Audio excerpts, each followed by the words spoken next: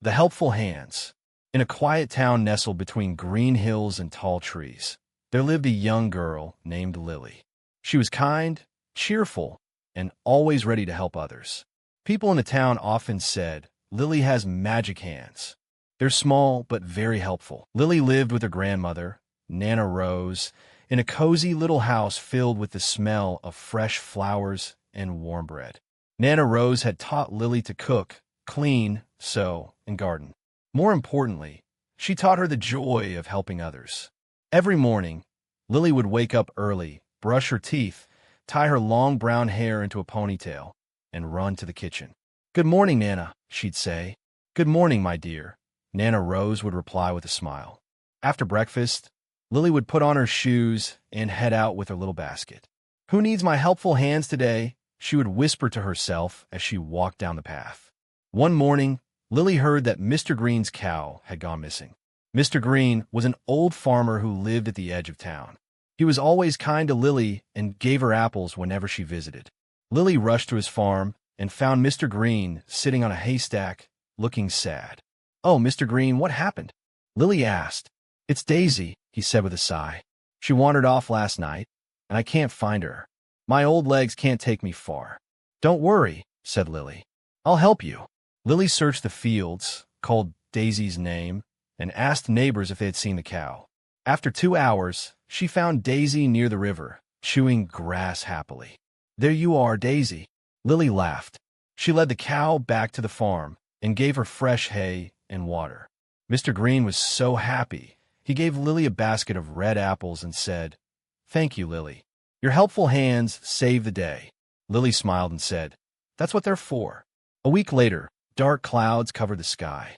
Rain poured heavily, and the streets turned muddy. Most people stayed inside their homes. But not Lily. She wore her raincoat and boots and grabbed her umbrella. As she walked down the road, she saw little Sam crying near a puddle. "What's wrong, Sam?" Lily asked. "My toy boat floated away," he sobbed. Lily looked around and saw the little boat stuck in a bush by the stream. She stepped carefully through the water, stretched out with a stick, and grabbed the boat. "Here you go," she said, handing it to him.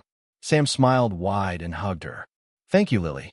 Next, Lily saw Mrs. Bell struggling with her grocery bags. The wind was blowing hard and one bag had torn open. "Let me help you," said Lily. She picked up the fallen items and carried the bags to Mrs. Bell's porch. "You are a little angel," said Mrs. Bell. "No," Lily giggled, "just a girl with helpful hands." The town was getting ready for the big summer fair. There were decorations to put up, booths to build, and treats to bake. Everyone was busy, and Lily was the busiest of all. She helped Mr. Thomas set up the lemonade stand. She painted signs for the children's games with Mrs. Lane. She even taught little Emma how to decorate cupcakes. At the fair, everyone had fun. There was music, dancing, and laughter. The mayor stood on a stage and said, "We thank everyone for their hard work, but one person has helped us all." He smiled at Lily. "Please come up here." Lily blushed and stepped on stage. The crowd clapped and cheered. "For your kindness and helpful heart," the mayor said, placing a blue ribbon on her shirt. "You are the star of our town." Lily waved shyly. "Thank you, but I didn't do it alone. Helping brings us together." Everyone cheered louder. One sunny morning, Lily was walking through the park when she saw a small bird lying under a tree. Its wing looked hurt. "Oh no," Lily whispered. She gently picked it up and wrapped it in her scarf. At home, she made a little bed for it in a shoebox and gave it some water and crumbs. Nana Rose helped her clean the wound and bandage the wing. For the next few days, Lily fed the bird, sang to it, and kept it warm. Soon, the bird started chirping again. One day, it fluttered its wings and flew around the room. "It's ready," said Nana Rose. Lily took the bird outside, opened her hands, and watched it fly up into the sky. "Goodbye, little friend," she said, waving. One afternoon, a new family moved into the old blue house on Maple Street. They looked tired and worried. The children were shy, and the parents were busy unpacking. Lily saw them and smiled. She went home and baked some cookies with Nana Rose. Then she packed toys and books she didn't need and put them in her basket. She walked over to the new house and knocked. "Hello," she said. "Welcome to our town. I brought cookies and some things for your kids."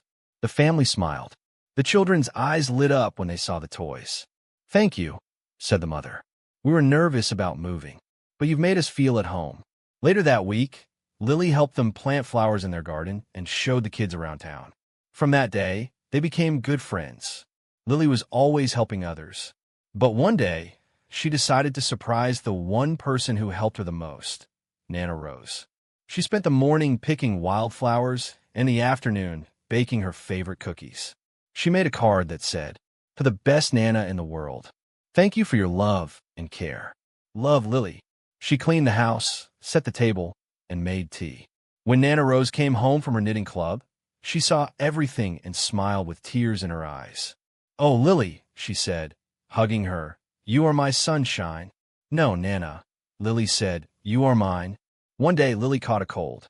She stayed in bed, sniffling and coughing. Her helpful hands had to rest. But something wonderful happened. The people of the town came to her house. Mrs. Bell brought soup. Mr. Green sent fresh milk. Sam made a card with glitter and stars. The new family brought a basket of fruit. Even the little bird she had helped came and sang outside her window. Lily felt warm inside. "All my helping hands came back to help me," she whispered. Nana Rose smiled. "That's the magic of kindness. It always comes back." One stormy night, lightning struck the big tree in the middle of town. In the morning, it had fallen across the road. Cars couldn't pass, and people were worried. Lily, now feeling better, grabbed her gloves and ran to the scene. "I want to help," she said. But the tree was too big to move alone.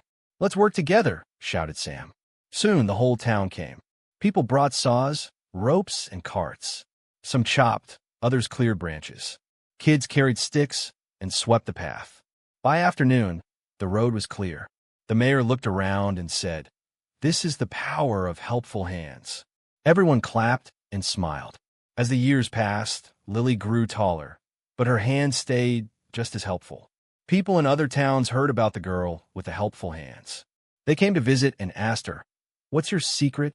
Lily always said, "You don't need magic, just a heart that cares and hands that try."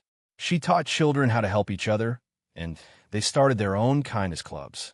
She helped build a little library, plant trees, and feed the hungry. Everywhere she went, she left behind smiles and laughter.